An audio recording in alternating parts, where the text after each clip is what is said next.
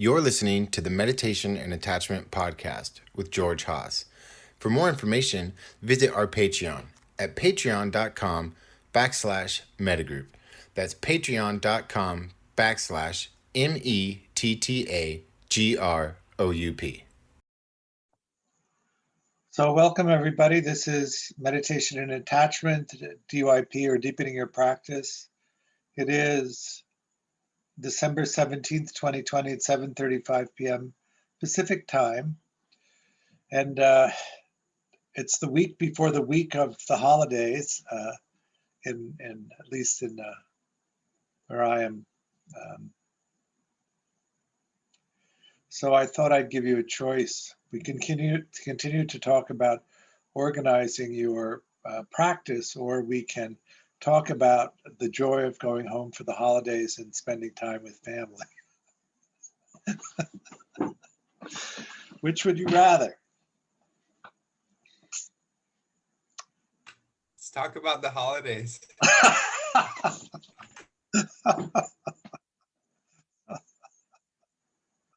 Okay.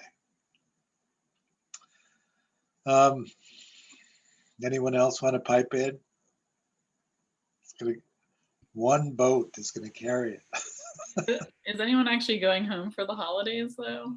Because it's COVID time, right? No? Yeah. I'm good with the holidays.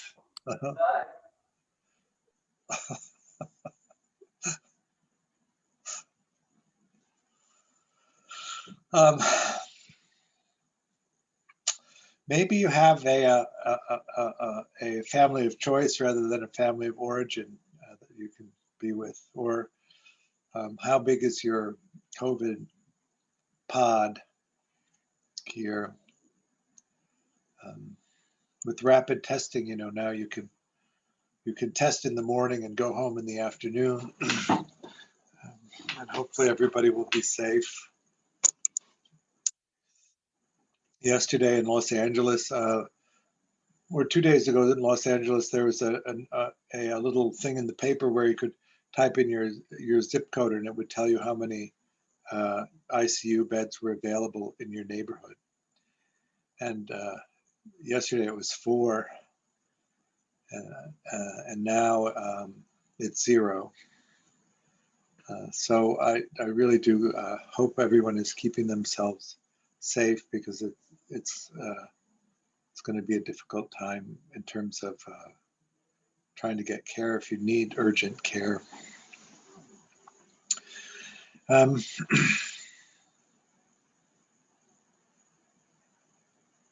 It's funny to be in a position of I feel an obligation to talk about family relationships and encountering them, particularly because I was raised in a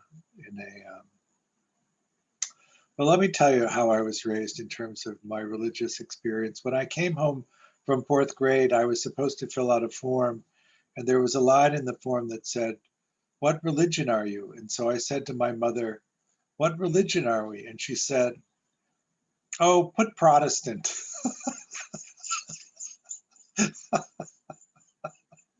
Which actually is the complete religious training I received as a child. So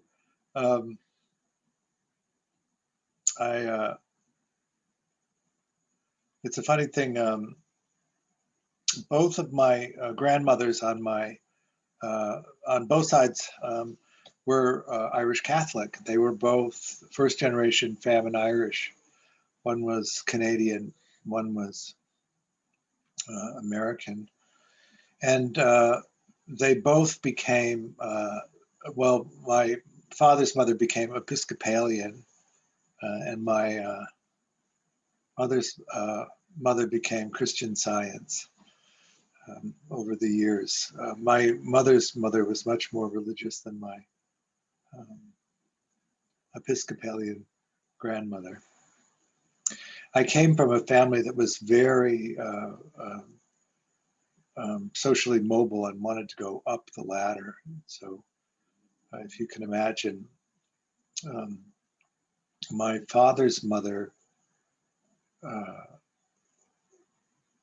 said to me that when she was a a young woman and coming into marrying age, she lived in Cadillac, Michigan. Do you know the Midwest at all? Cadillac, Michigan is up by Traverse City. So if you look at the palm, it's up here. And there was so this is the late 1800s. And so there was a doctor who came through town once every couple of weeks who had the buggy route through central Michigan. He would go from town to town in his buggy and provide medical care. And she thought that if she could convince him to marry her, he was 20 years older and a German immigrant, that she could convince him to move to Chicago where she wanted to move. And so she convinced him to marry him, and then they moved to Chicago and had that sort of life of the Eastern, sort of the Connecticut life in Chicago, which was not quite like Connecticut, although it's a lovely place if you haven't been near Lake Michigan. My grandmother on my mother's side said to me at one point, "George, you will never understand how I was raised, considering how you were raised. I grew up in one of those big upper middle class houses." She said, when I was 17, I stood in the front yard of our log cabin, which was on the wheat plains of Alberta. Do you know Canada? Alberta is one over from the West Coast, one of the places. She said, I had to stoop to get out of the house, and she was, 4'10". So you can imagine how low the doorway was. And she said, I stood in the front yard, I turned 360 degrees, and all I could see in all directions were wheat fields. And the voice inside my head said, you got to get the hell out of here. And so she said she spent a year convincing her mother to convince her father to send her to college, and that they looked through magazines of the time for the school that looked like the biggest play school for the children of the rich, and decided that she would go to Lake Forest, which is north of Chicago, which is where she went. And as she was being put on the train, her mother said to her, now is not a good time to be an Irish Catholic. Better you should be a British Protestant. And as her father was putting her on the train, he said, if you're not engaged by the end of the year, you have to come back to the farm.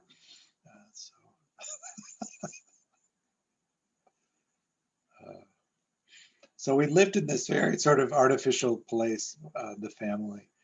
A real attention to looking good and looking at the level of society that they wanted to be without any underpinnings really under it. My grandmother on my mother's side married somebody who was wealthy, and then the Depression happened, and she said, we landed in the upper middle class.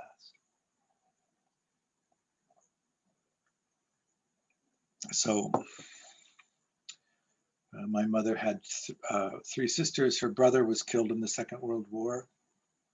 A lot of trauma around that, which was never healed or never really been talked about.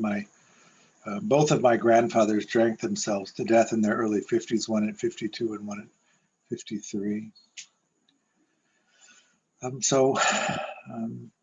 Outwardly, my family experience was one of we're doing really well, and there was a lot of unresolved chaos in the family itself, which ended up with me spending a large part of my life trying to make sense of and correct the things that were derailing my capacity to explore in ways that are meaningful to me. And so, but we each have our own family conditioning, and we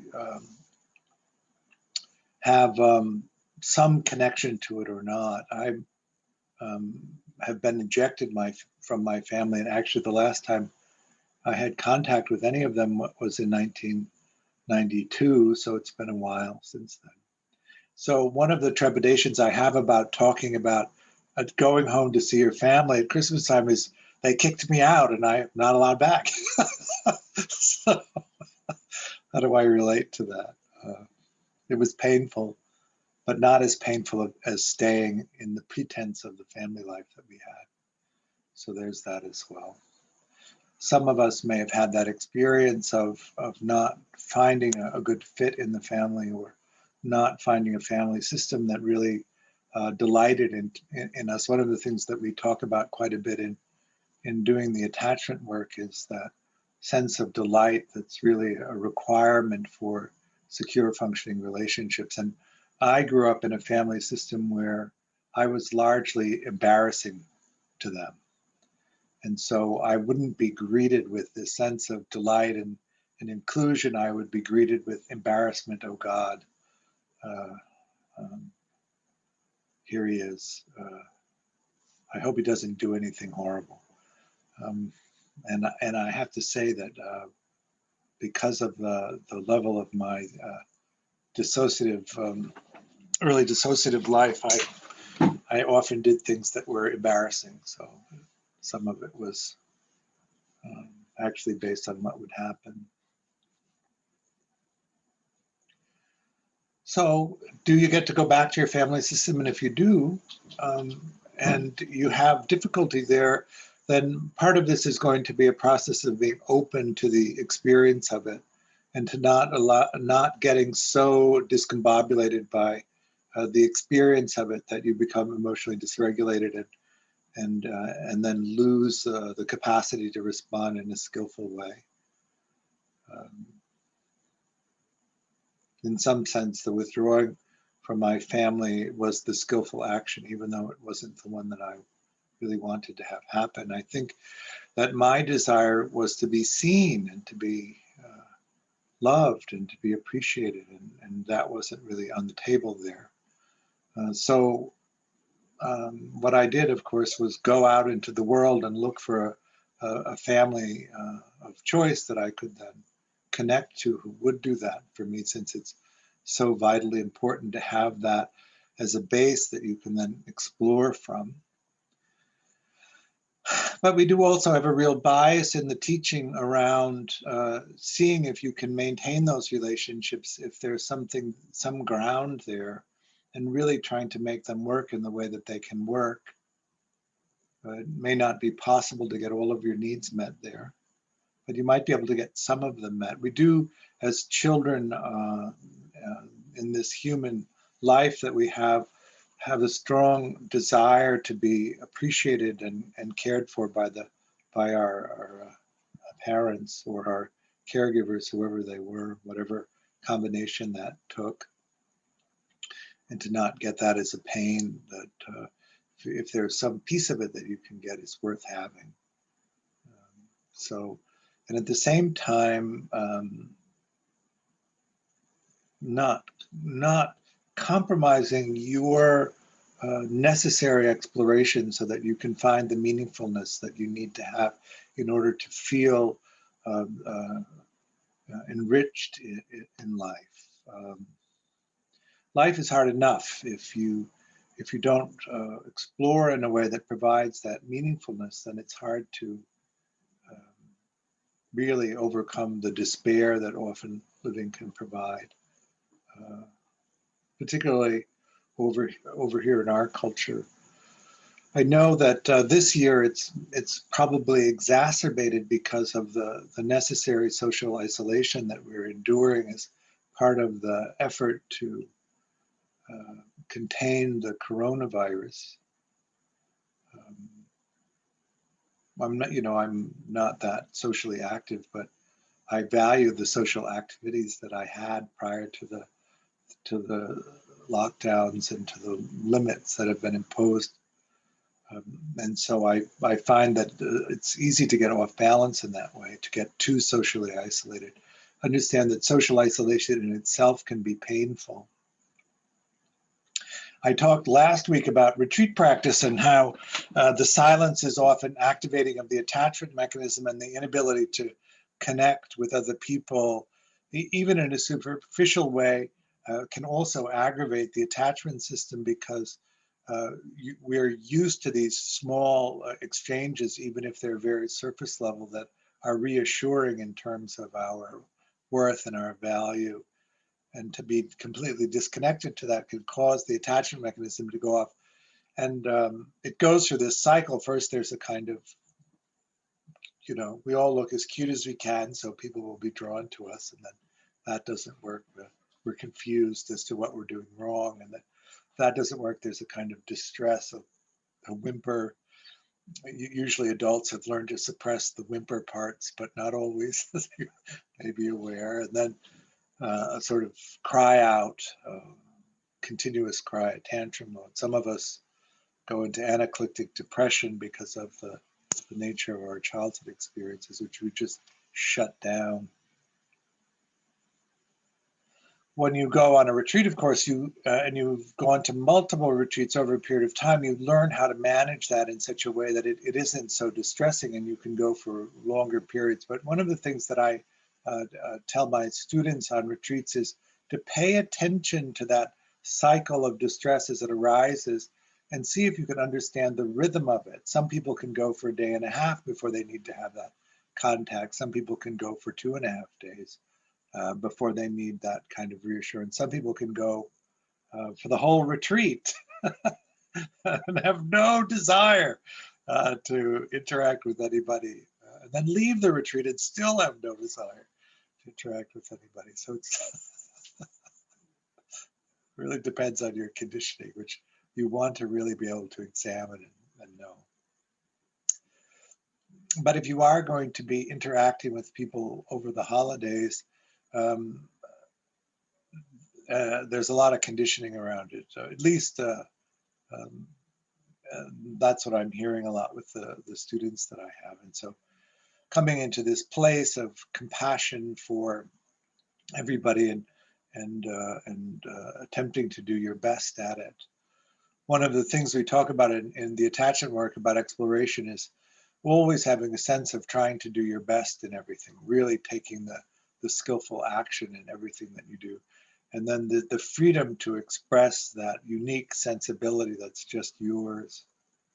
And then hopefully you're in a group of people that really appreciates that sensibility. So you have that sense of being delighted in when you express that. But if you're going back to a family group, it's useful to explore how that reaction is. What is your sense of your willingness to be in that joyful, spontaneous expression of your unique sensibility? Are you free to do that, or do you feel inhibited from doing that? That's something to pay attention to. And then how do people respond to that? There's always a wish we have when we make these presentations of how we would like people to respond to us. And so often it's interesting to touch into the nature of that wish as we form the intention and take the action.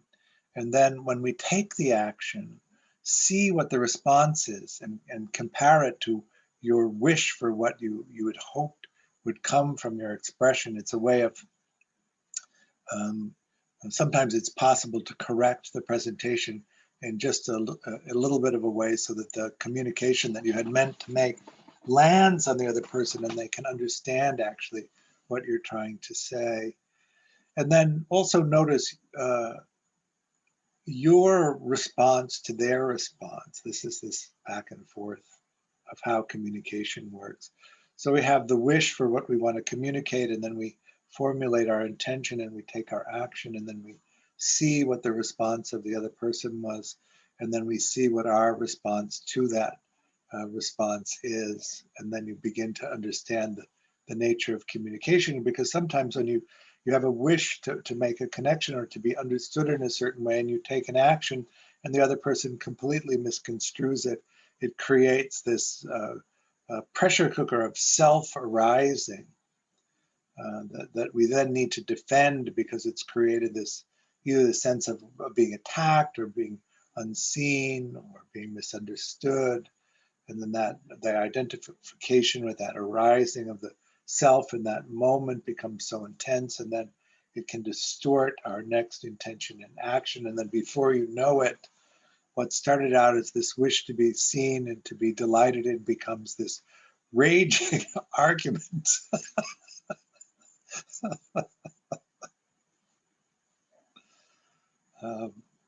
when I was in treatment years ago, so this would have been maybe like 86. We did a family tree, and we were supposed to mark who in the family had a drinking problem, because I was in a rehab for alcoholism. And I did it, dutifully, as all good people with dismissing qualities have. We just follow the instruction.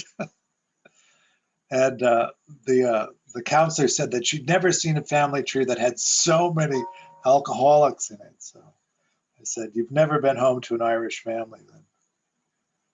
So, let me turn this off.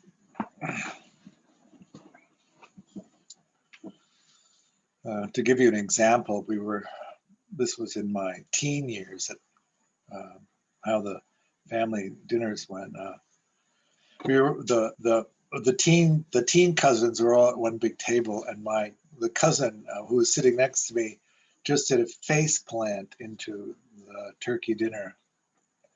And my other cousin who was sitting just beyond said, "I think we should move the plate. She's going to burn her face." And so I lifted up her head, and he slid the plate up. And then I put the head back down, and we continued dinner. And then at a certain point, she's just sat up, pulled the plate in, and started to eat her dinner. And that was kind of the rhythm of the family life. So one of the things that can happen when you come out of those systems is to try and normalize them in comparison to other groups of people. If you come over to my house for dinner, that's never going to happen at this point.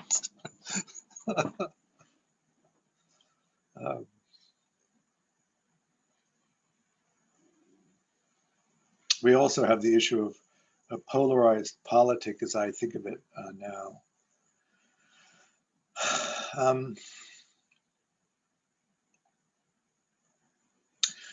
One of the things about this human condition is that we're these highly moral creatures, and we evaluate the moral worth of other people. And if we find that you are failing morally, the experience is called contempt that generates. It's a kind of anger, a kind of cold anger that comes up. And often it's accompanied by a sense of devaluing the other person. And so in your family group, you may notice there's a range of political views. My mother said that she thought Nixon was a liberal. So you can sort of get the bent that we had.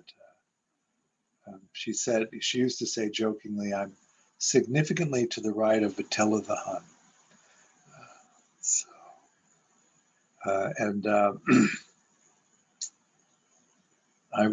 When I was in high school, I put an impeach Nixon button on, like a good high school kid, and she didn't speak to me for 2 months.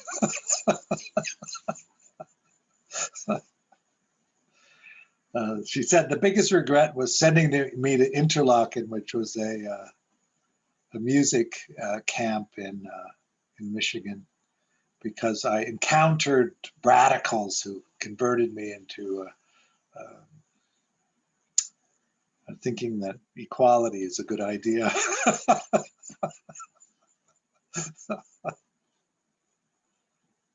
But I do find myself having a hard time with the extreme nature of the politics that we're in. I sometimes liken it to be on opposite sides of a river. And so how do we relate to that? Do we simply do a bypass and not engage in the political scene, the political discussion, if that's necessary? And sometimes that will work without having to compromise particularly. Or do we engage it and then create disharmony? This is really, in some sense, a discussion of speech or right speech, because divisive speech is not encouraged. False speech is not encouraged. Gossip is not encouraged. Mainly so that we can stay in this place of equanimity and be engaged in the present moment, and also then be open to the experience of the other person, to be compassionate in our response to the other person. How do you come into a place of compassion for someone who you have contempt for? And so this is this part of metta where you really do find a way to back out of the anger that's caused by this, and to find a place where you can be engaged in the experience of it without that anger poisoning it. I am notice that it's very challenging because I can feel in myself the anger sort of welling up in response to some of the ideas that I hear, and I despair, and trying to explain or reason when my encounters of them are so rigid in terms of their thinking. But I'm informed by them as I debate them. I'm using pronouns because I'm protecting identities.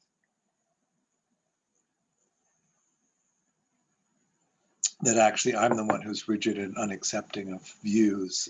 So it's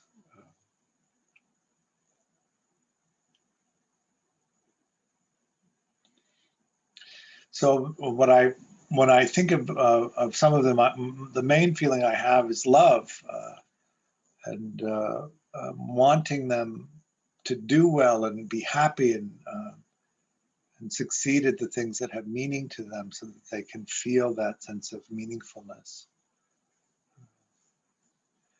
But I don't go out to dinner with them anymore. I guess that's the way I handle it. I'm very happy if they would come across the river and we could engage in dialogue, but I can't go over there and catch them. So how will you sit at the table with the people that you sit at the table with when you didn't get to handpick them? I do always encourage, when I talk about how to set up the relationships in your life, that you do it really in the Dunbar structure, where you have the A's and B's, which are people that you've carefully picked, that have demonstrated that they're trustworthy, that have demonstrated that they love you and that they want the best for you and that they delight in you, so that when you're in that group of people, you can be completely free to express that authenticity that you have, that unique sensibility, and that they revel in the expressions of that, and then they share their own with the same freedom, and you revel in them sharing that experience. But if you don't have that in somebody, that you then are protective of yourself or guarded of yourself, which I think is actually a useful way to be in the world, so that you use your time, energy, and resources in a way that provides for you the social support that you need, so that you can explore well, and that social support leaves enough energy so that you can explore, that you have the time, energy, and resources to pursue the things that will provide meaningfulness in your life, because relationships alone typically don't have enough in them to be able to do that. If you rely solely on relationships to provide meaning in your life, you're often going to be in a state of dissatisfaction, and also in a state of picking at your partner because they're not providing enough meaning for you, not understanding really that you can't get that kind of meaning from a relationship. You have to get it from your own exploration, the pursuit of things that you find meaningful. And you also can't get them from pursuing things that other people find meaningful. You have to really find within yourself what it is that resonates with you, and pursue that. Does put us in that conundrum of some things have high social value and high remunerative value, and some things don't. What happens if the things that you find really meaningful are not well regarded or rewarded in our culture? How can you organize it in such a way that you can pursue what has meaning to you and maybe not necessarily get the kind of support or encouragement to do it. I always like to say teaching meditation is something that's very meaningful to me, but it's not highly regarded.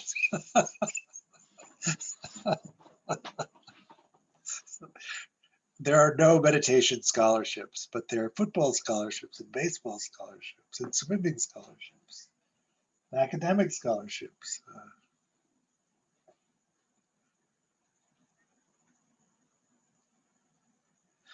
What I find really meaningful then is being in relationship to other people and supporting them and being able to love them and to encourage them and to delight in them and then to have them go off and discover wild things about the world and then come back and tell them to me. And so I don't have to go do that. I can go do something else that has meaning to me. So it's a kind of constant attending to being alive in the world and who you surround yourself with. Some people telling some things to, some people telling everything to. And if you go home to a family system where all of those things aren't in place, then you should be telling them some things, but not everything. And coming into a place where that actually your understanding is that that's a good thing. That's actually a skillful way of being in relationship to them. And then you'll bump up against this wish for what you wanted that maybe you didn't get. And pay attention to that longing that might arise when you want to get from them still the things that you didn't get from a child that you can't get from them because you're not a child anymore. At least looking as I look at the screen, nobody here is a child anymore, at least age-wise.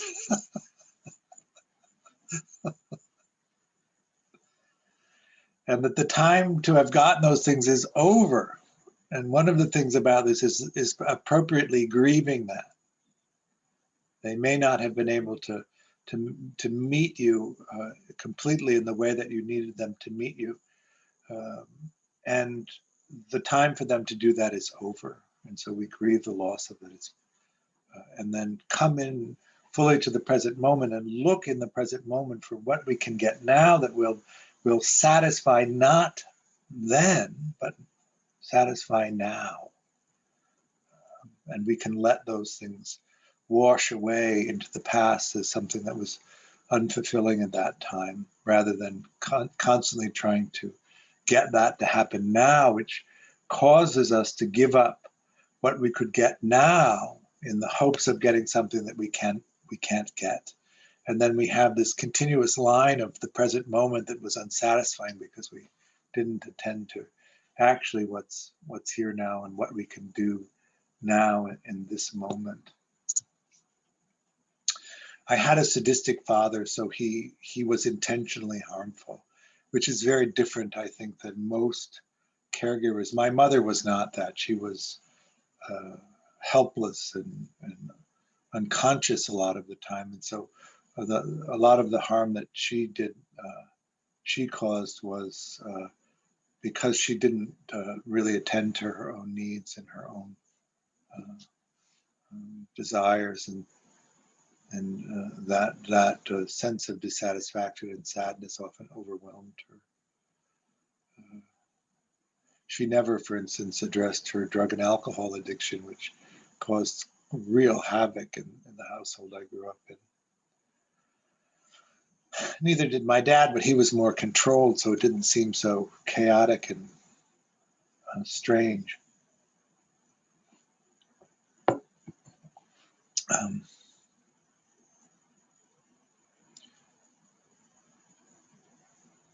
One of the things that happens when the self arises, of course, is that the working model of the self activates. When the way that human memory works, or associations like that, is these gists play. And part of that working model is the memory, part of it is the experience of the present moment, and how we're interpreting it. And part of it is this collection of mind states that we're able to view the experience of ourself through. And if we grow up in environments where there's a lot of negative mind states directed toward us, or we internalize these negative states, then the collection of the experience of self as it arises activates these negative mind states, which we then associate with ourselves. But we're always recoiling from pain and pushing into pleasure and liking excitement and not being bored by an environment that isn't rich in the things we like. We all carry with us a hierarchy of preferred experiences. And when we walk into an environment, and if it's rich with those experiences, we think it's really interesting. And if it's a desert and there's not much there that is on our list, we think that there's something wrong with the environment, when actually it's just our list of things that have meaning to us. But when you have a lot of negative mind states that are associated with the activation of, or the activity of self, every time the activities of self arises, there's an aversion to the experience of those negative mind states. And we, in colloquial terms, call that self-hatred. So what arises is this sense of distressing mind states that we've associated with the experience of self. And one of the things about going home, of course, is that the place where all those negative mind states were installed, you've just walked in the door into the lion's den, where the lion roars, and all of a sudden the sense of self arises with all of those negative mind states. So you can have these sort of blistering experiences of dislike for yourself. And so we want to move toward holding our own experience with this tenderness of the metta mind, and to and do our practices so that we can really infuse into that working model of self these very positive mind states. It's one of the reasons we do the ideal parent figure, is to really embed in the experience of ourselves this sense of positivity. These two systems are separate, of course, the negative system and the positive system. And you have to mitigate and minimize the negative experience, but you also have to intentionally build a robust capacity for positive experience, so that when that sense of self arises, actually it's pleasant and you enjoy the experience of the sense of self. And if you can embed a strong mindset of love, then when the sense of self arises, actually the experience is one of self-love. If you can embed a delight in the working model of self, then when the sense of self arises, there's a sense of delight that you're in the experience of self and not the usual horror show.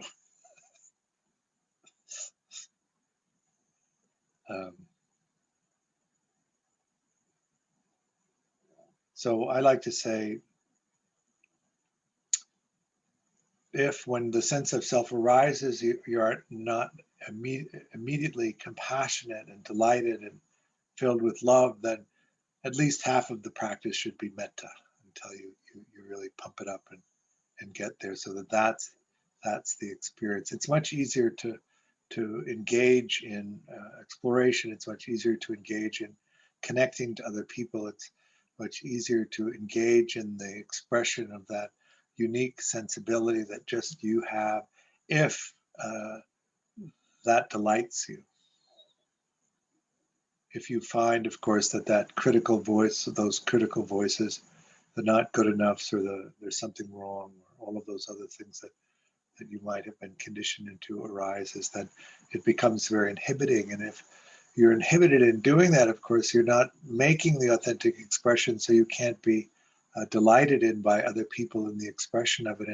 And that's one of the things that leads to that sense of despair and the unwillingness to actually go out and explore. So if you do get to go home to your family system, you can watch all of those things happening in front of you, and mindfully and make a note of what you're going to need to practice when you get home. And if you're fortunate enough to have a family that revels in you and thinks you're awesome, then you can go and see that and enjoy that quality of experience and really take in how precious that is and how fortunate you are to have had that experience. It's a minority of us that have that. And if you get to circle around with your family of choice and be with them, and you have all of those positive experiences, then you've done a really good job of assembling that group. And if you haven't, then you need to start tweaking membership in it, because really what we want is to walk into a room and have the people that delight us light up when they see us, not because we've done anything, just because they can see us, right? If you know that somebody you delight in is going to be with you, and in 10 minutes or 15 minutes, you're going to be completely emotionally regulated and just really sort of happy and to be with them, then when you see them, you light up with delight naturally, because you're going to feel good in a few minutes. And if they're reliable in being able to regulate you, then why not light up in delight with them? And then pay attention to who does that for you, so that you can really value them and put resources into maintaining those relationships, so you get to see them more often until they're the only kind of person that you've surrounded yourself with. All right. That is all I'm going to say about going home. And maybe what we should do is some metta. What do you think? As a precursor to that, I'm going to I'll teach it as a metta for an easy person, and then we'll switch to metta for self if you like. So go ahead and take your meditation posture.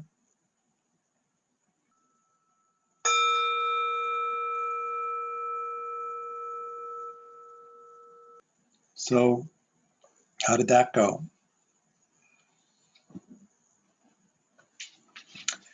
Everybody happy?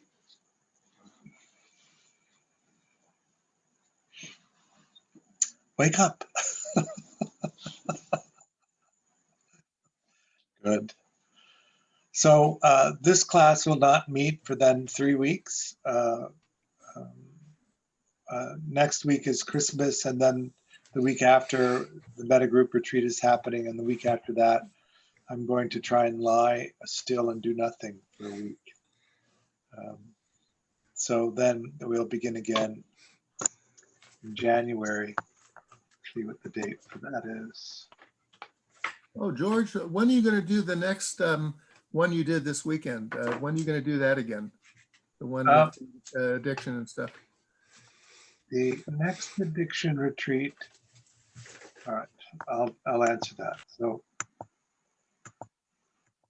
this class is returning on January 14th. And then the next addiction class is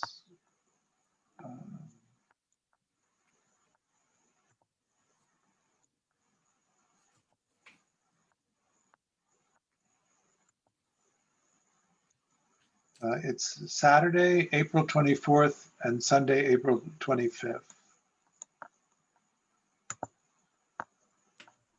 You'll have, we'll of course do our requisite 87 emails about it before we do it. How did it go the past weekend? How was it? 77 people came to it, which is quite remarkable. And Yeah. and so and I think that they quite liked it. It was awesome. What? It was awesome. There you go, testimonial. You probably did the reparenting from Dan Brown's reparenting. I don't parent figure. Did we do that, Stas? I can't remember. No. Only promise, never delivered.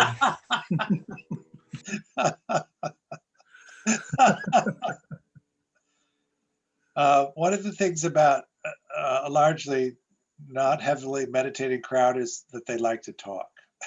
So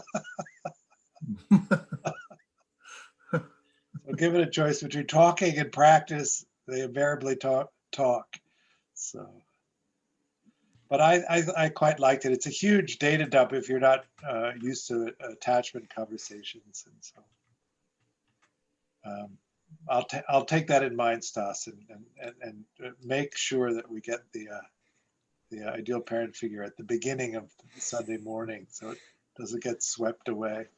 There was absolutely no meditation on Sunday. George, I have a question Sure. about the metta practice. Do you think it's important to try to generate a strong sense of self while doing metta practice?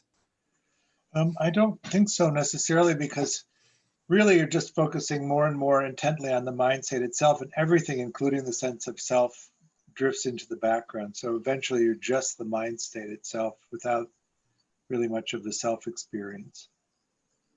So that would be better. Yeah, that's my experience too. I guess the reason I'm asking, it's like, I feel like that working model and that skill is most significant when there is a strong sense of self. So just kind of to put those. Yeah, you definitely want to, each time you make the intention, activate the sense of self. But as you get more and more concentrated, it's everything is drifting. Even the phrases are lost in the background when you get really concentrated. So the first jhana is those 5, and then the second jhana is, this is the debate, of course, between the Visuddhimagga and the canon, but going with the Visuddhimagga, the Piti, the Sukha, and the Ekagata are the second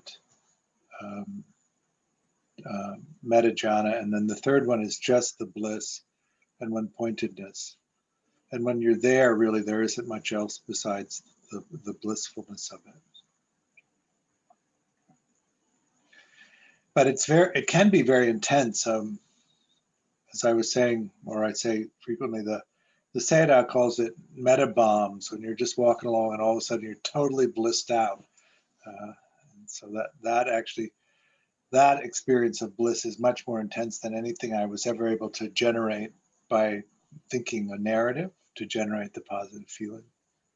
So, and then if you can carry that, the first stages of it, of course, are inward directed, and that inward focus, and that's still activating the sense of self, because the auditory, visual, and the feeling state in the body is that sense of self. But then when you're doing metta for all sentient beings, you're outwardly directed.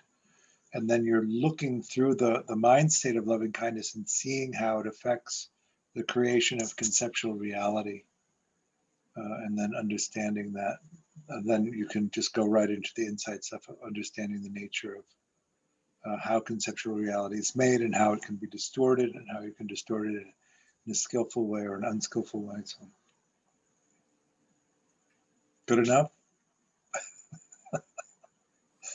Are you going to Palm Springs, George? I'm not. Oh. I'm not going anywhere really, because the situation in the world is too dire. So I'm going to stay here. Turns out I live in a great place and I have tons to do. So it's just going to be an exercise in not doing any of it. Do you walk around in your neighborhood there by Beverly and Rampart area? Do you walk around, or? Sometimes, but not often. Mm-hmm.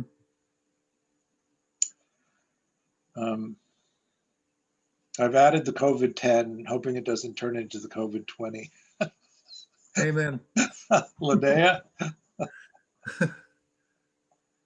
One thing that George did at Against the Stream is you always brought cookies from Trader Joe's. That was always something to look forward to, during your class. That was a generous thing that you would do, George, is bring those cookies from Trader Joe's. So thanks for that, for doing that. Yeah. Okay, good. George, thanks for sharing the Alberta connection. It's one Alberta boy to another. Awesome. Well, and I know my mom had the same experience as your mom. Yeah, looking out looking out the window and saying, "I got to get out of here." And I think she turned out a lot like your mom, unfortunately. Oh dear. But very kind of you to share. Thank you. Linnea. I was going to ask a question about mind states. I feel like when I'm doing like seeing, noting, or noting practice, that can be very rapid in terms of a lot of information coming. But so are mind states, would they be a lot more stable? Like you could be in just your, I don't know, do you have like a baseline mind state that you have for a long time and then kind of switching that? Like your mind states don't change the way that, I don't know, other things we observe in meditation change. I wouldn't necessarily think that.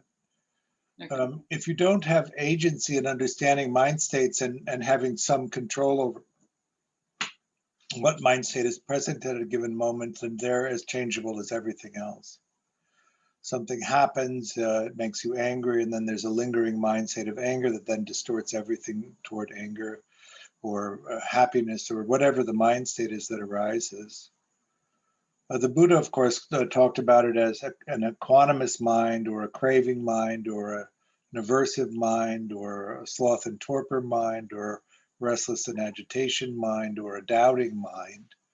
I like to add the attachment mind. So is it a secure mind? Is it a preoccupied mind? Is it a dismissing mind? Is it a disorganized mind?